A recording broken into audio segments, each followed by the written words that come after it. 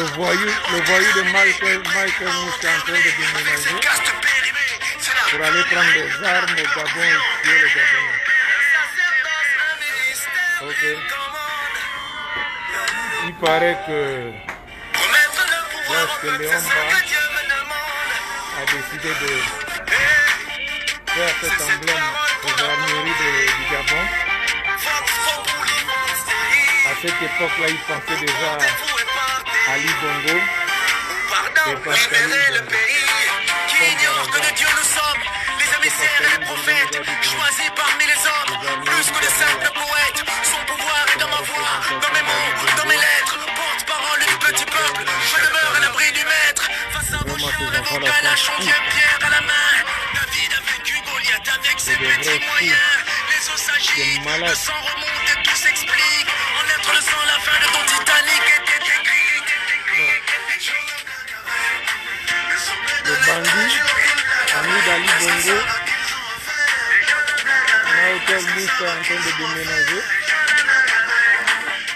Le voyou bandit d'Ali Bongo là, Michael Moussa, celui qui va prendre les armes désormais pour tirer sur les Gabonais, comme ministre de la Défense, des criminels. En tout cas, ok, peuple gabonais. C'est la Dream Team, toujours elle, et encore elle, toujours au rendez-vous tous les vendredis devant l'ambassade du Gabon aux États-Unis. Et nous ne cesserons de le dire que nous serons là. Tant que la dictature règne dans notre pays, nous serons là. Tant que Bertrand Zibia Bege n'est pas sorti des geôles de la dictature, nous serons là jusqu'au bout tant que le Gabon ne se libère pas. Nous irons jusqu'au bout de ce combat. Nous vous le disons tous les jours que ces gens-là, c'est des voyous. C'est des criminels. Ils ont des tactiques de criminels, des tactiques d'enlèvement. Nous avons vu la semaine, il y a quelques jours, une de nos sœurs gabonaises qui pleure l'enlèvement de son fils. Peuple gabonais, nous avons affaire aux criminels. Nous vous le disions depuis plus de 4 ans. Nous devons nous lever pour défendre notre pays. Parce que c'est des assassins qui sont à la tête de nos pays. Vous allez voir une maman qui pleure l'enlèvement de son enfant. Regardez vous-même. Écoutez cette maman.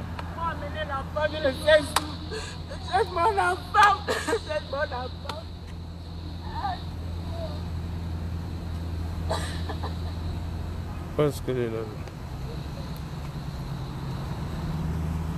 excusez-moi, on essaie de mettre le volume.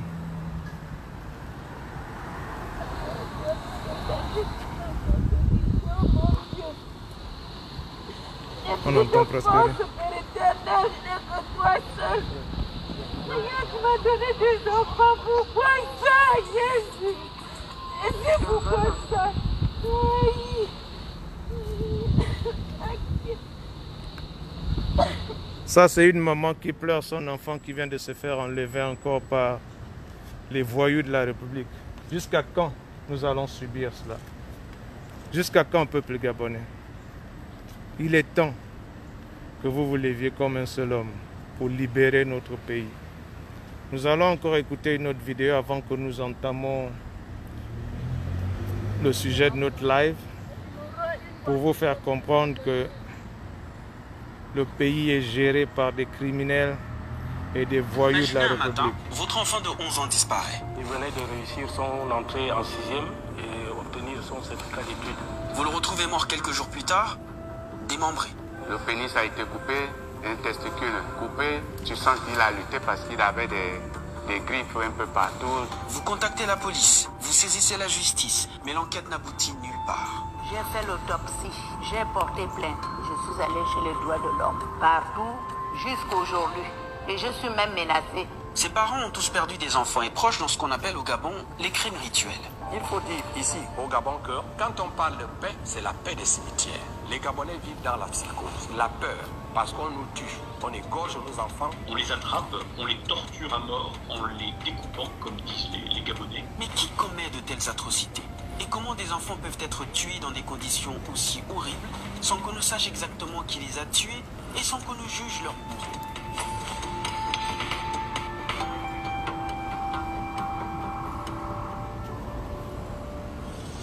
Des sacrifices humains en 2020? Vous devez vous dire que ce n'est pas vrai, que c'est du passé. Eh bien, détrompez-vous. Ce que nous faisons n'est pas humain. Après plusieurs jours de recherche, Emmanuel Elangema a retrouvé son fils de 11 ans assassiné au bord de la rivière Ogooué. L'enfant n'avait plus de sexe, n'avait plus de langue. Est-ce que nous méritons cela? Et vous verrez que les 3 quarts des assassinats, c'est des gamins. À Logo, elle a perdu 2 membres de sa famille, dont un n'a jamais été retrouvé. Mon petit frère a été assassiné à Bordamir 2 le 25 août l'an 2000. Je n'ai pas fait 6 mois. Mon fils a disparu. Ni vu ni connu. Ces disparitions et assassinats ne sont que quelques-uns d'une très longue liste. En 2010 et 2011, l'ALCR a recensé un crime par semaine. Entre janvier et octobre 2012, la même association parle de 25 cas. En juin 2013, un sac contenant plus d'une 50aine d'organes humains est découvert à Libreville. Jusqu'à 45 cas seront rapportés en 2015 et une centaine en 2016. Mais ce n'est pas tout. Récemment, en 2018 et 2019, des disparitions inquiétantes ont été évoquées par la presse gabonaise et sur les réseaux sociaux. Un phénomène qui touche également le Cameroun, mais aussi le Burundi, la Tanzanie, les Swatini, le Ghana ou encore le Nigeria. Tout le monde n'est pas aveugle. Ils ont fait une simulation. Après tuer les enfants, ils ont balancé à la plage pour dire qu'ils se sont noyés. Personne ne s'est noyé. Tout comme Paulin Boukika, presque tous les proches et parents des victimes parlent de crimes rituels. Mais c'est quoi ces crimes rituels?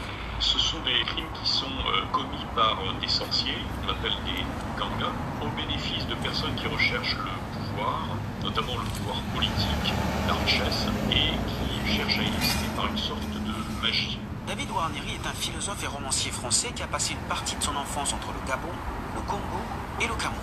En fait, il s'agit principalement de s'emparer d'une force vitale, celle des victimes, de façon à acquérir des pouvoirs magiques au moyen de ce que l'on appelle, avec pas mal de cynisme, si je puis dire, des pièces détachées. Ces pièces détachées, ce sont des parties du corps humain. La langue, par exemple, qui, selon les tueurs, permettrait de devenir un bon orateur, ou encore le sexe, qui donnerait le pouvoir de la séduction. Et là aussi, excusez-moi d'être extrêmement clair et descriptif dans ce qui se passe, mais ces enfants, c'est absolument horrible. Il ne faut pas s'imaginer qu'ils sont simplement assassinés. On les torture à mort, c'est-à-dire en les coupant vivants, en leur arrachant ces fameux organes que j'ai mentionnés, en les vidant de leur sang, avec le projet de faire souffrir la victime le plus possible, parce que cette souffrance est censée apporter en quelque sorte ces fameux pouvoirs magiques.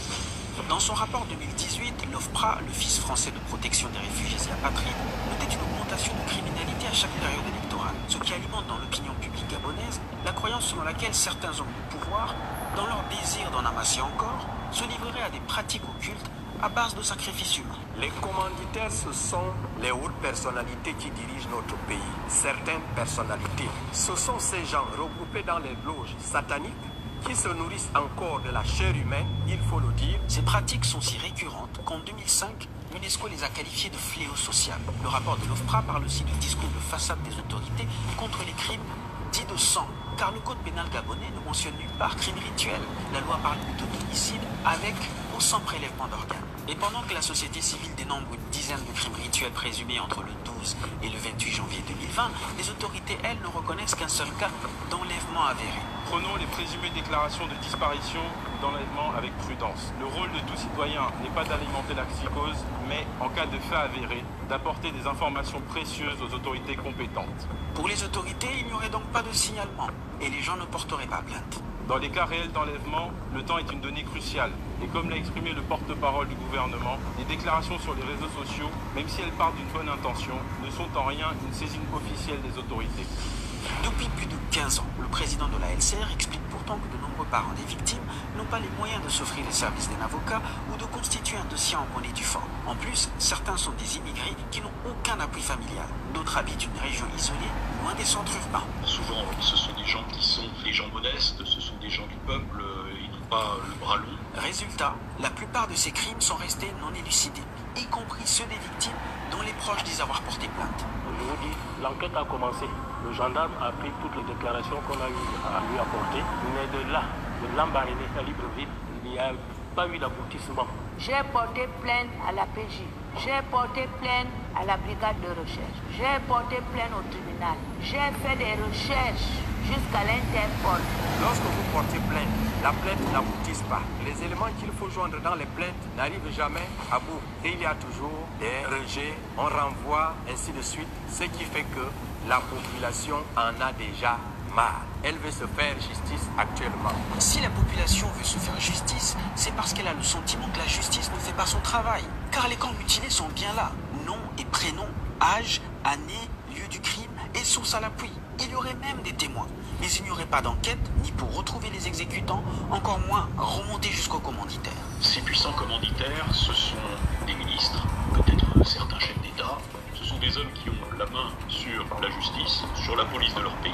Et je crois que personne n'ose, pour des raisons bien compréhensibles, transgresser les ordres. Quand bien même il y a procès, que les exécutants sont condamnés et que les commanditaires sont clairement identifiés, eh bien les affaires connaissent souvent une fin bien suspicieuse. Tenez par exemple, 1988, l'affaire Bantem terrifie les Gabonais. L'homme et ses adeptes qui se réclament de la Sécurité avouent avoir procédé à des sacrifices humains d'une extrême violence avant de se livrer à de l'anthropophagie rituelle.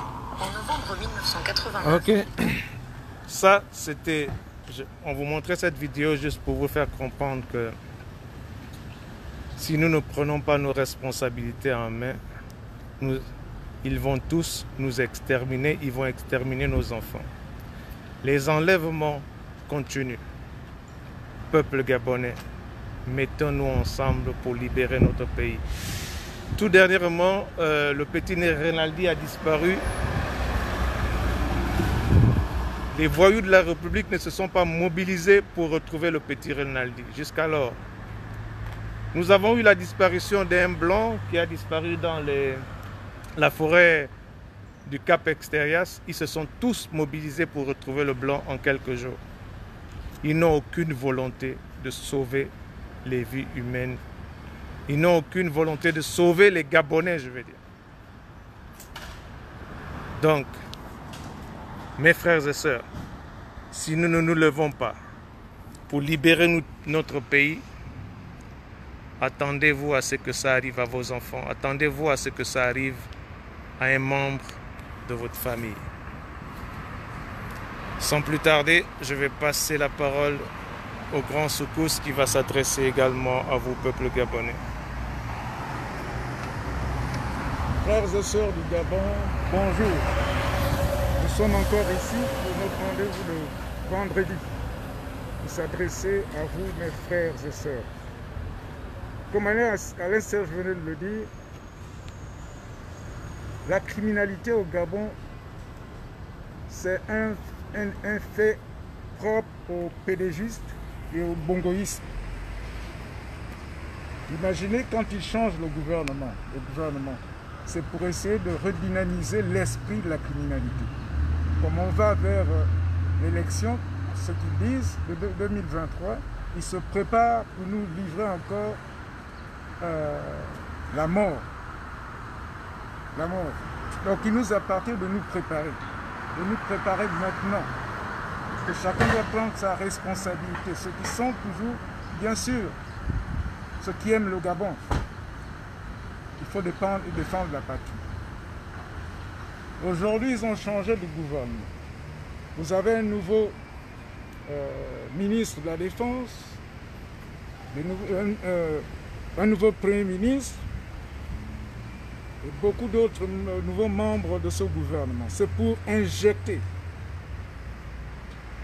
un nouveau esprit de criminalité pour faire la répression contre le peuple gabonais et le Gabon.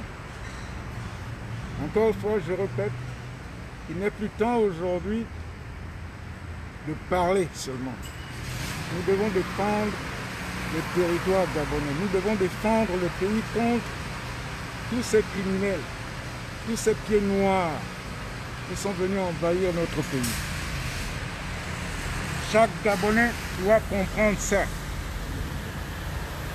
Ne nous laissons pas faire. On ne doit pas mendier l'argent de notre pays. il nous appartient. Il n'appartient pas à ce petit groupe de fossoyeurs. Nous savons déjà ce qu'ils veulent faire. Il y aura le blanchiment d'argent, il y aura des enlèvements d'enfants, des enfants, des vieillards, il y aura les détournements de fonds publics. Ils veulent carrément nous noyer. Vous voyez comment notre pays est. C'est inadmissible. Répondre à un appel d'un membre du gouvernement ou de ce gouvernement, c'est être anti-gabonais. Et d'ailleurs, l'anniversaire de la mort de Bongo en Arabie Saoudite, nous devons tous mettre sur notre Facebook l'élément que Ndossi avait fait circuler à propos de la mort d'Ali Bongo. Tous les Gabonais qui sont contre ce régime, le jour anniversaire de la mort d'Ali Bongo, nous devons faire passer cet élément-là, puisqu'il joue la diversion. Nous allons leur montrer que nous sommes grands joueurs dans ce jeu. Nous devons prendre nos responsabilités et mettre hors d'état de nuire tous ces voyous qui gèrent notre pays. Ok, merci peuple gabonais. Là, c'était le vieux Soukous. Comme je le disais tantôt, nous avons répertorié tous les mouvements des tensionnaires de la République. Soyez-en sûrs, nous allons frapper et nous allons frapper très fort. Il est de notre devoir de défendre notre pays par tous les moyens. Sans plus tarder, je vais vous passer Franck Djoktan qui va s'adresser également à vous. Gabonais, très chers compatriotes, encore une fois, nous sommes donc devant l'ambassade du Gabon à Washington DC. Et aujourd'hui, c'est le 15 août 2020, vendredi. Nous aimerions d'abord remercier le peuple malien qui s'est soulevé unanimement et sur toute l'étendue du territoire du Mali et même à l'étranger, la diaspora malienne s'est mise debout et a dit clairement et a lancé un message clair au monde entier qu'ils veulent la souveraineté de leur pays et qu'ils veulent que IBK démissionne. Et je suis heureux de voir qu'ils sont intransigeants avec cette position-là. Et quand bien même on envoie des émissaires de la CEDEAO, tels que le président du Nigeria et d'autres présidents de la CEDEAO, les Maliens restent fermes et ils disent qu'on ne va pas se compromettre sur ce phénomène-là. Ils veulent que IBK démissionne à cause du tort et à cause des torts qu'il a fait contre le peuple malien et la nation qu'on appelle le Mali. J'aimerais aussi et nous aimerons aussi encourager nos frères de la Côte d'Ivoire qui en ce moment sont en train de passer des moments très difficiles. Nous nous rendons compte que dans le monde entier, il y a des jeunes chefs d'État. En France, il y a un président qui est jeune. Au Canada, il y a un président qui est jeune. Et c'est la tendance. La tendance aujourd'hui, c'est que les gens qui prennent le pouvoir, les gens qui dirigent les nations, ce sont des gens qui sont dans la quarantaine, cinquantaine, soixantaine. Et donc, j'encourage mes aînés en Côte d'Ivoire de se retirer tout simplement et de laisser l'opportunité à cette jeunesse de pouvoir s'exprimer et de pouvoir gouverner eux aussi leur pays. Vous avez déjà gouverné la Côte d'Ivoire pendant des décennies et cela a été long. Il est temps aussi de permettre à des jeunes, en tout cas des hommes et des femmes qui sont plus jeunes que vous, afin qu'ils puissent diriger cette nation qu'on appelle la Côte d'Ivoire. Maintenant, ce qui me touche dans ce qui se passe en Côte d'Ivoire, c'est que, comme l'a très bien dit Nathalie Yamb, tout le monde est en train d'investir dans l'élection présidentielle de la Côte d'Ivoire.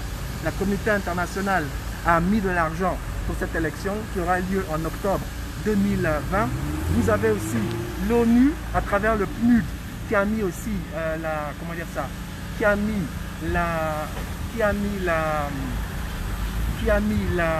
de l'argent donc dans l'élection de la Côte d'Ivoire et toutes ces communautés internationales qui investissent dans l'élection présidentielle de la Côte d'Ivoire. La question que je me pose, c'est que si ces gens-là investissent dans ce pays, donc qui contrôle l'économie de ces pays? Qui décide dans ce pays-là? Et je pense qu'il est temps qu'en Afrique, on nous respecte et que l'on respecte le peuple africain.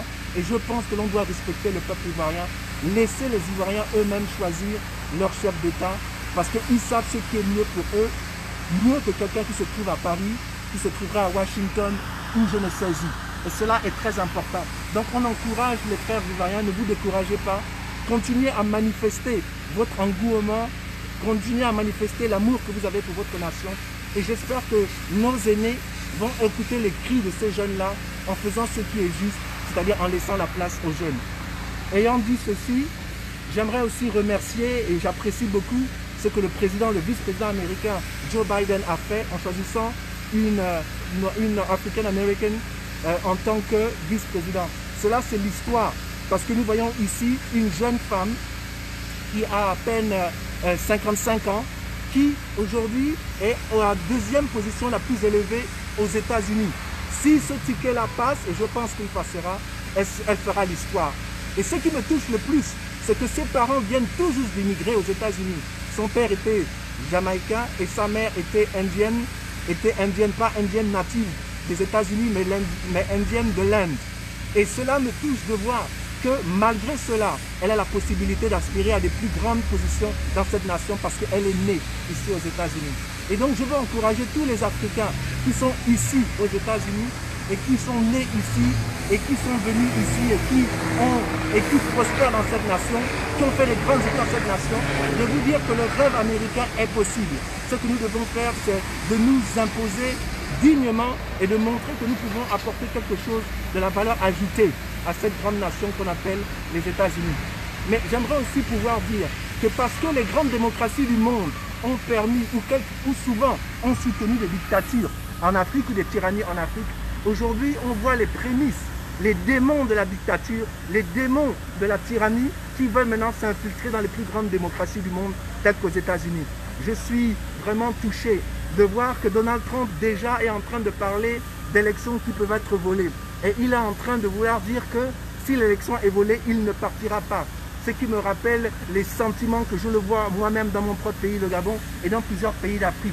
Il est donc important pour tous les Africains américains qui parlent français et qui m'entendent ce soir ou cet après-midi, que nous puissions prendre nos responsabilités et que le 3 novembre 2020, nous allons voter de manière massive.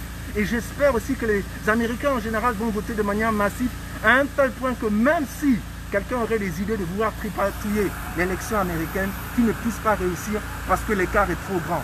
Mais cela dépend de nous, cela dépend de ce que nous allons faire en tant que peuple américain ici. Maintenant, ayant dit ceci, j'aimerais me pencher brièvement sur mon pays, le Gabon, que j'aime beaucoup.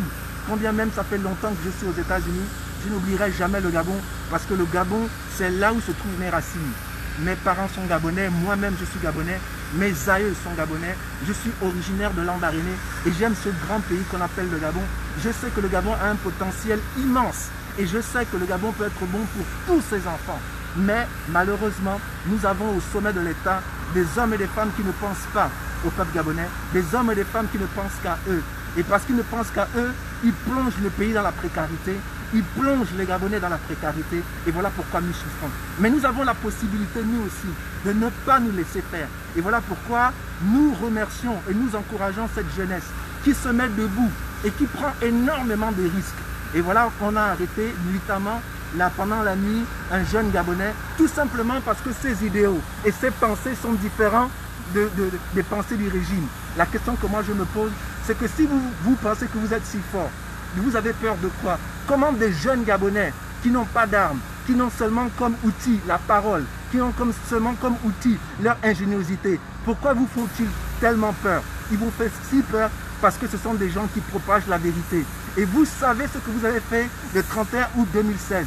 Aujourd'hui, j'étais surpris que lorsque j'ai posé une publication concernant ce jeune Gabonais qui a été nuitamment, pas arrêté, mais nuitamment kidnappé, parce qu'au Gabon, selon nos lois, on ne peut pas venir arrêter quelqu'un au milieu de la nuit, on attend la journée, et puis il faut avoir un mandat pour arrêter quelqu'un. Okay? Ils viennent sans mandat, ils arrêtent les enfants des gens devant leurs parents, et ils ne disent même pas aux parents où ils amènent cet enfant-là. Okay? Donc j'aimerais tout simplement dire ici que la souffrance que vous faites subir à cette mère et aux mères en général, Dieu vous voit et Dieu va juger. Et donc je veux m'adresser particulièrement aux tortionnaires, tels que Oligui. Je sais que tu n'aimes pas qu'on parle de toi, mais nous savons que tu as agi de manière active à la mort de Gabonais le 31 août 2016. Nous savons que tu as participé aux enlèvements des Gabonais. Nous savons que tu as torturé des Gabonais. Nous savons que tu as fait du mal au Gabon et nous savons aussi que tu es assoiffé de pouvoir. Mais nous sommes ici pour te dire que tu ne prendras pas le pouvoir. Parce que le pouvoir n'est pas à prendre. Le pouvoir, c'est le peuple gabonais qui va le donner à la prochaine personne qu'ils veulent. Les Gabonais ont le droit de se choisir leur propre leader. Ils ont le droit de se choisir leur propre président. Et le 27 août 2016, les Gabonais massivement ont fait un choix. Et jusqu'à présent, il n'est pas normal que ce choix que les Gabonais ont fait leur soit refusé. Nous voulons être respectés en tant que peuple. Nous voulons être le peuple digne. Et j'aimerais dire à cette jeunesse gabonaise que mobilisez-vous. Car il n'y a pas de puissance sur la terre qui est aussi puissante qu'une jeunesse qui se mobilise comme un seul homme. Vous voyez, même Dieu lui-même, avant de créer toutes choses, il a dit « Faisons l'homme à notre image ». Il est important que nous venons ensemble. Lorsque nous sommes unis, rien ne peut nous arrêter. La Bible dit dans Genèse que lorsqu'il voulait créer la tour de Babel, Dieu lui-même a dû descendre parce qu'il a dit, si je ne confonds pas ces gens-là, ils vont réussir à m'atteindre jusqu'au ciel. Et voilà pourquoi l'unité est importante. Donc à ceux qui sèment la division entre nous, arrêtez de faire ce que vous êtes en train de faire, car la division que vous semez sert le régime en place. Soudons-nous. Le Gabon est beaucoup plus grand que chacun de nous. Et le Gabon est en mesure de prendre soin de tous ses enfants. Mais ce que nous devons faire, c'est nous atteler à aimer cette nation, nous atteler à travailler ensemble et à faire en sorte que nous libérons ce pays pour le bien-être de tous les Gabonais et pour le bien-être du Gabon. Nous devons restaurer les lettres de noblesse de ce pays qu'on appelle le Gabon. Merci beaucoup de m'avoir écouté. Que Dieu vous bénisse et que Dieu protège notre nation.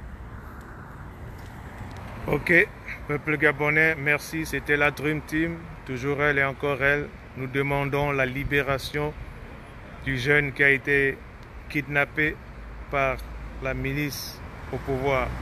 Nous demandons la libération de Bertrand Zibi et tous les autres prisonniers politiques au Gabon. Et ceci étant, peuple gabonais, n'oubliez pas que nous devons faire ce qui n'a jamais été fait afin d'obtenir ce qui n'a jamais été obtenu. À vendredi prochain, si Dieu le veut.